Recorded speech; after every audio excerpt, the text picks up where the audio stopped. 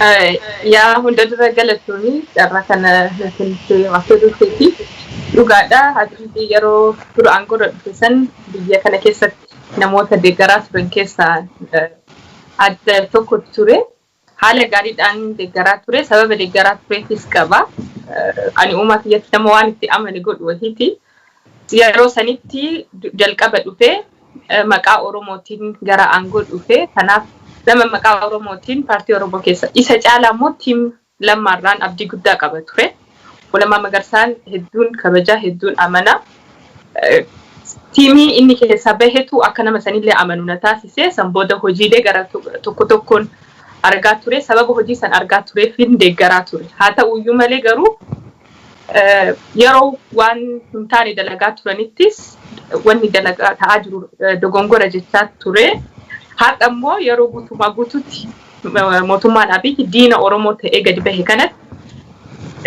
adda dureedhaan falmittiin jira waan kun sababbiin amma itti falmaa jirullee Abiy harkuma dura maqaa Oromootiin as bahe saniin tiimii lammaa sanillee tiimii sanillee diigee maqaa Oromoo keessaa bahe sanillee nyaatee nafxanyoota cinaa hiriiree gaaffilee nafxanyoonni isa gaafataniif hunda deebisaa kenna Oromoo balleessuutti jira duguuggaa sanyii uummata Oromoo irratti godhaa jira kanaaf durallee sababiin itti borbisu sababa tiim lammaa keessaa gadi bahee maqaa Oromootiin gadi bahee fi aadhammoo sababiin isa mormaa jiruuf sababa Oromoo akkasitti isa amanee amaanaa itti kennatee gadi bahee san amaanaa isaa san nyaatee Oromoo masan Oromoo aangorra isa baasee qabsoon bakki inni argate sun laaftuutti dhufne qeerroo 5,000 lubbuu itti gabbare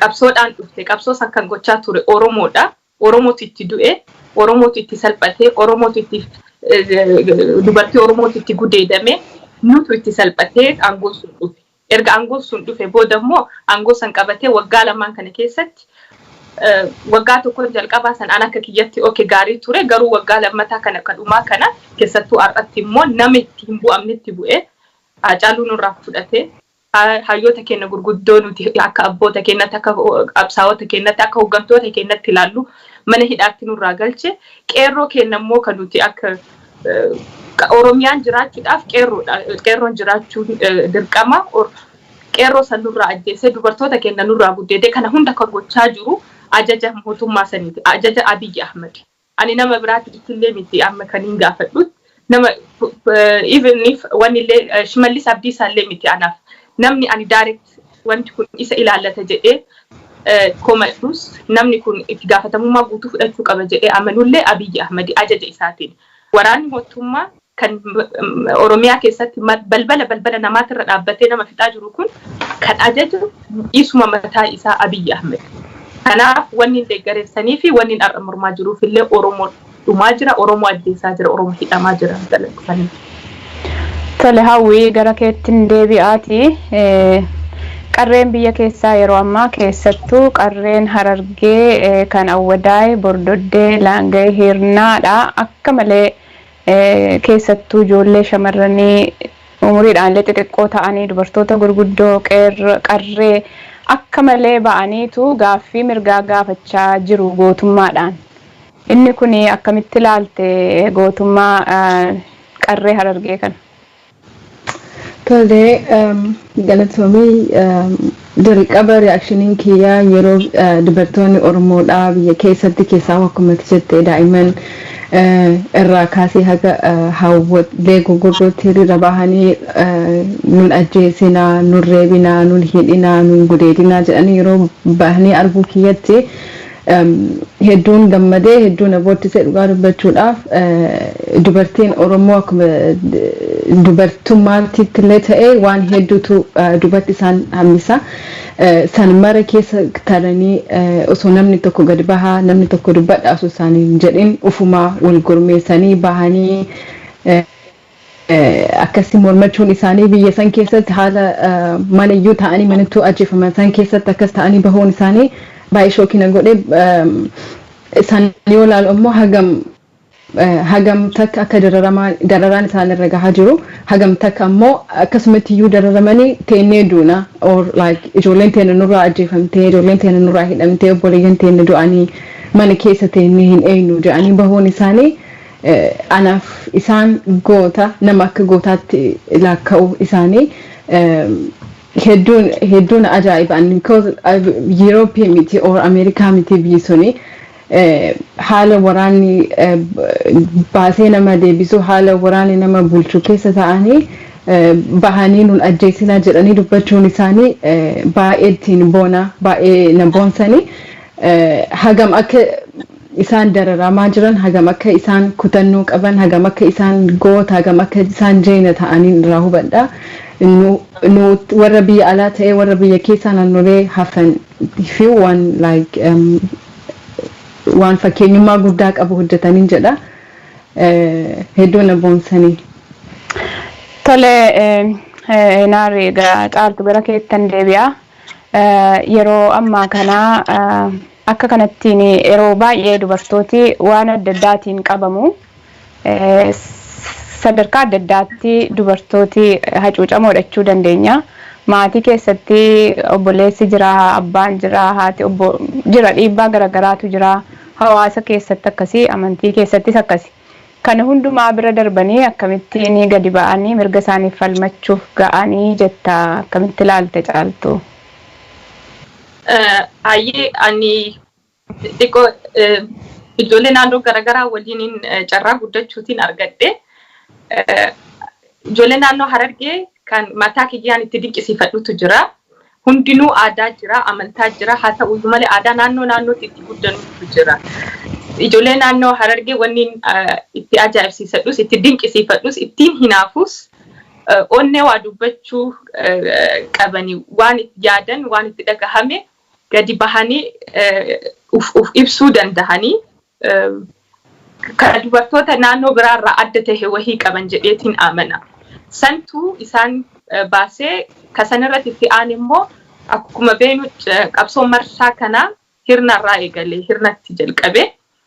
Qabsoon bakki inni ka'eeyyuu akkuma bara wayyaanee san gincitti ka'e kan baranaa immoo hirnatti ka'e sunillee dhiibbaa wahii uumeetiin jira jedheetiin yaada.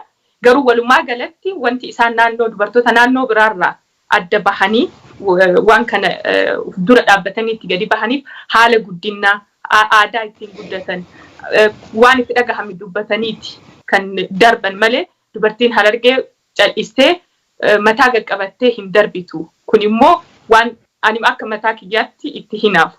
Dubartoonni naannoo biraa dandeettii ni qabu, beekumsa ni qabu, garuu immoo aadaan fi amantaan itti guddanne waan beeknuu fi akka isin cal'isaanutu dubbataa wahiitu jira. Warri dhiiraa isaanii kan haasa'uudhaaf mirga haasawaa qaban isaanii kan nurra caalaa beekanii kanaaf aadaan gara biraatti xiqqoo dubartootaaf akka ol bahanii dubbatan carraa hin kennu. Garuu ani ka jechuu barbaadu dubartiin beekumsa guddaa qabdu. Mana barumsaa deemtee baratteellee mana teettullee waan abbaan haasa'urraa beekumsa baay'ee argatti. Waan haadhaaf abbaan haasa'anirraa beekumsa baay'ee argatti. Waan obboleessi isii godhurraa beekumsa baay'ee argatti. Mana barumsaa deemtee ka baratte immoo mana barumsaarraa beekumsa guddaa qabdi. Nuti hin beekne malee hin fayyadamne malee beekumsi dubartoota bira jiru beekumsa guddaa. Dubartiin maltuudha jedhama mala qabdi waa beeyti karaa waa bahaniif karaa waa itti galan beeyti. Kanaaf qabsoo kanatti dubartoota naannoo Harargee osoo hin dinqisiifatiin osoo hin galateeffatiin bira darbuun barbaadu. Baay'ee na boonsitanii baay'ee isiniin boone jabaadha. Bakka hundatti haa ta'u garuu dubartoonni naannoo biraa immoo walirraa hafuun hin taatu isinillee cabsaa gabbahaa aadaan keessa jiru. Amma yeroo aadaa amantaa jennu keessa jiru yeroo du'uu fi jiraachuu keessa jirra. Mootummaan kun nu ajjeesuuf dhufe. Aadaas ta'e amantaas ta'e kan ammaas cinatti kaahannee gabbaanee mootummaa nu ajjeesaa jiru kanaan fuuldura dhaabbannee mootummaa kana ofirraa dhorkuu qabna. Sababbiin amma itti gadi baanuuf immoo sababa baay'eetu jira beeka. Tokkoffaa erga gaafa Hacaaluun du'eetti qeerroon baay'een ajjeefamanii jirani. Qareelleen ajjeefamuu jirti. Garuu immoo waan lafa jiru yoo dubbanne warra dhiiraattu baay'ee hidhamutti jira. Warra dhiiraattu baay'ee ajjeefamee qeerroon hooggantoota qeerroo warra jedhaman hunda nurraa hidhanii jiran. Kanaaf namni waan qabu gabayaa dhaqataami. Egaa warri dhiiraa keenya akkana nurraa cabsuu jiran kanaaf ijoollee baay'een amma akkaan quba qabutti bosonatti galan fa'aatu jira.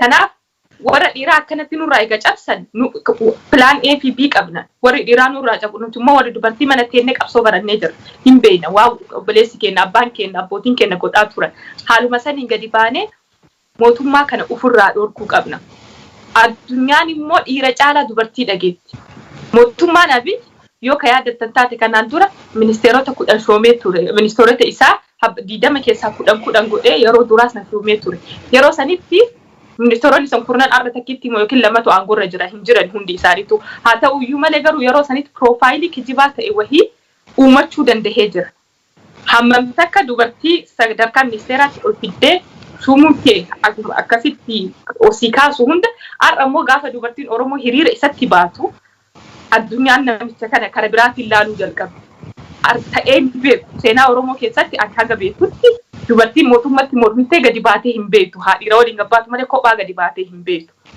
kanaaf addatti yoo ka itti gadi baatu mootummaan xiyyeeffannoo adda addaatiin ilaala even mootummaan mataan isaa Abiyyi mataa isaatu waraana dubartootatti erguudhaaf akka warra dhiiraatti yookiin akka qeerrootti guutuutti gadi erguu san ittiin salphatu maaliif ija hedduun narra jira jedha kanaaf please qeerroo qarreen naannoo biraa jirtan aadaa kenna safuu duudhaa maal ka jennu kanaaf yeroodhaaf amma cinama dhiifannee qabsoo gad haa baanu kuni homaa waan aadaallee balleessuu miti waan amantaallee balleessuu miti amantaalleen mootummaa nama sijjeessuuf dhufe ofirraa dhorki jedha kanaaf qabsoo gadi baanee qarree Harargeef taama kamnu jedha qarree Harargeetiin hedduu galatoomaa jechuu barbaada. Hawwi gara keettan deebi'a egaa akkuma beekamu dubartiin gara golaatii jedhama kallattii garaagaraan gara golaatti yeroo baay'ee dubartootaaf hojiin kan kennamu amma garuu akkasitti gadi ba'anii dubartootis falmachuu mirga isaanii fi gaaffii mirgaa dhageessisuun sadarkaa dammaqina siyaasa isaanii akkamitti ilaalta Hawwi? Dubartiin gara golaatti wanti jedhu biyya keenyaa sanuu yeroo ture keessan jedhee yaada. Because yoo malaalee an United Kingdom jiraadha. Biyya kanatti immoo mootittiitu bulchaa Queen akkasuma immoo biyyoota Yurooppii biraa akka New Zealand dubartiitu bulchaa. Dubartiin Oromootti yoo as deebine dubartiin Oromoo haadha qofa haadha deessee nyaata nama nyaachiftu qofa miti. Ilfilash qannoo fudhachuu dandeenya. Loltuus deemtee sirbitees akkasuma immoo ijoollee Oromoodhaaf fakkeenya ta'an guddistee jirti. Dubartiin gara golaatti wanti jedhamu akkasuma immoo sirna gadaatti illee yoo deebine dubartiin sirna gadaa keessaa aangoo cimaa qabdi. Haadha siiqqeeti abbaan gadaa dubartii sana haadha isaa haadha manaa isaa sana haadha siiqqee malee waan murteessuu hin danda'u. Akkuma aadaatti yoo deebine kun bartee duubatti hafa waan aadaa keessa illee hin jirre ammoo aadaa godhanii waan fudhatanii deeman dubartiin gara golaa inni jedhu. Because dubartiin Oromoo akkuma dubartii kamiyyuu baratanii akkuma dubartii kamiyyuu hojjetanii jijjiiramuu biyyas jijjiiruu danda'anii ammatti ammoo wanti amma nu barannu dubartiin Oromoo hagam takka wanta isaan irra gahaa ture waggaa 100 oliif mootummaan hima jijjiiramaa seerri hin jijjiiramu mootummaan hima dhufaa duutii ilmaan Oromoo irraa hin haftu sun ammoo nu gahee mana teennee reeffa ijoollee keenyaa akka dhufu hin lakkoofnu mana teennee obboleeyyan keenya duutee hin boonnu jedhanii dubartiin Oromoo Harargee keessa bahanii jiran kun ammoo fakkeenyummaa guddaadha. Anaaf isaan aroonoo jechaan hanqataa itti ibsu hin qabu garuu ammoo wanta hedduu cabsanii bahanii jiran dubartiin Harargeedha. Amma immoo naannoo hafan yoo laalle Oromoon Harargee qofaa miti naannoo hedduu qaba. Ummata hedduu jira. Isaaniif wantiin an jedhu Harargeen kophaa bilisoomuu hin dandeettu osoo Baaleen hin bilisoomin, Arsiin hin bilisoomin, Wallagga, Shawaa osoo kunneen hin bilisoomin Harargeen kophaa bilisoomuu hin dandeettu. Kanaaf isaan qofa yoo dhumatan teennee ilaaluu, isaan qofa yoo hiriira bahanii ajjeefaman teennee ilaaluu, especially dubartoota irratti kana teennee ilaaluun dubartii Oromootiif kun qaanii guddaadha. Because isaan illee Oromiyaa teennee ijaaruu fi isaan illee freedom bilisummaa kennaa fi ka isaan falmachuu jirani, ka isaan nun ajjeesinaa jechuu jirani. Gadi bahaa isaanitti makamaa duuti biyya wajjin hirriba jedha Oromoon. naannoon tokko qofa addatti ilaaluun naannoon qofa bahee dubbatee tokko ilaaluun immoo waan hin taane fudhatama hin qabu. Qabsoon akkasii illee immoo eessayyuu nu geessuu hin danda'u. Yoo tokkummaadhaan kaane yooma Oromoon guutuun Oromiyaa guutuu keessatti dubartiin Oromoo guyyaa tokko yoo hiriira baate humnummaan waraanaa biyyattiin qabdiyyuu dubartoota san hunda irra deemee reebee guyyaa tokkotti hidhuu hin danda'u. Humna mootummaas ni dadhabsiisa. Lammaffaa immoo tokkummaa keenya agarsiisa. Hagam akka dubartoonni Oromoo tokko ta'an, hagam akka dubartoonni Oromoo sirna kana jibban, hagam akka dubartoonni Oromoo ammoo goota ta'an gootummaa isaaniillee agarsiisuudhaaf jecha dubartoonni naannoo biraa bahanii itti hirmaachuu qabu. Biyya waraanaa hin jiranii, waraana harkaa hin qabanii, harka qullaa bahanii nun ajjeesinaa, nun reebinaa, nun gudeedinaa jedhu jiran. Hoggantoota Oromoo ka hidhaman nu baasaa jechuu jiran, waan biraa godhaa hin jiranii. Kanaafuu dubartoonni gara biraa fakkeenyummaa Harargeerraa, dubartoota Harargeerraa fudhachuu qabanii, bahanii isaanitti makamuu qabanii. Oromoo mararraa namni ajjeefamaa jira. Oromiyaa hundarraa lafti saamamu jira. Wanta Harargee qofa ilaallu miti. Walirratti ilaaluun ammoo nun bilisoomsuu eessayyuu nun geessu. Akkuma dubartoota Harargee ijaaramaa, akkuma dubartoota Harargee tokko ta'aa sagalee keessan addunyaatti dhageessifadhaa. Ka'aa gara fuulduraa nama dubartii Oromootiif wanti an dhaamu hiriira qofaa miti. Hiriira qofa akka isaan bahanii miti kan barbaadu. Dubartoota Oromoo baratan hedduullee qabna. Isaanillee dhufuu qabu. Gara mootummaatti dhufuu qabu. Haga maaroo noostorii Itoophiyaa keessatti mootummaa dubartii waan jirtu natti hin fakkaatu. Dhuftee waan dabartee natti hin fakkaatu. Mootummaan dubartiin biyya isaan bulchitee waan jirtu natti hin fakkaatu. Kanaafuu maaliif yeroo jalqabaatiif dubartii Oromoo maaliif biyya hin bulchitu, maaliif Itoophiyaa liid hin gootu, maaliif Oromoo liid godhuu hin dandeettu dubartiin. Dubartii baratan hedduus qabna. Aadaan dubartii isaan hin deebisinii. Duudhaa amantii wanti tokko tokko dubartii isaan hin deebisinii. Bahanii gara liidarshiipiyyuu dhufuu qabu. Gara sadarkaa biyyattii bulchuutti dhufuu qabu dubartoonni Oromoodha. Because like hayyummaa qabu uumamuma irraayyuu dubartii liidarshiipii hin dandeetti. So bahanii gara aangoo cimaatti yoo dhufuu qabu dubartiin Oromoodha. Because dandeettii sanii ni qabu.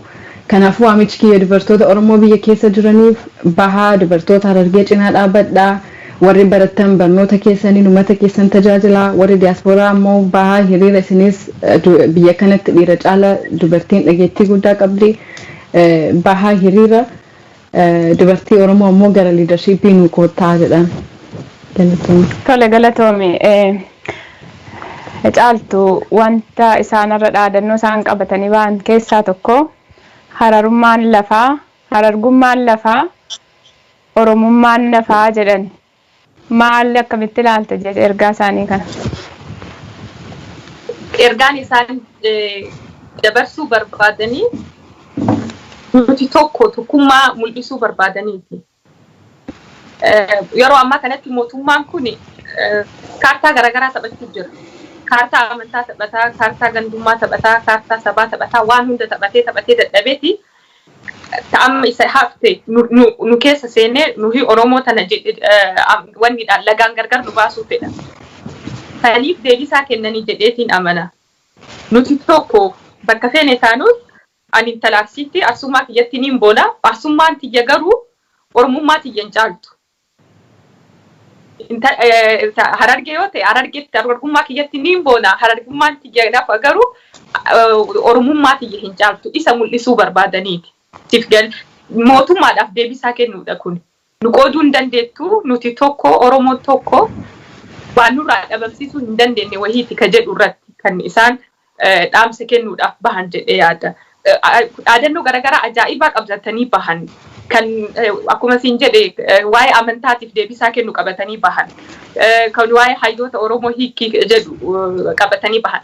Dhaadannoo garaagaraa kan akkuma mootummaan ittiin taphatu saniif deebisaa isaa ta'u qabatanii bahan.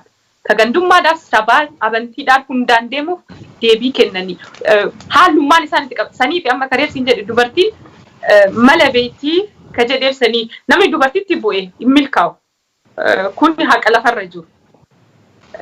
Karaa garaagaraatiin dhufti wanni dubbii bahaa fi gala beektii waan gootu fi waan godhamu sirriitti beekti.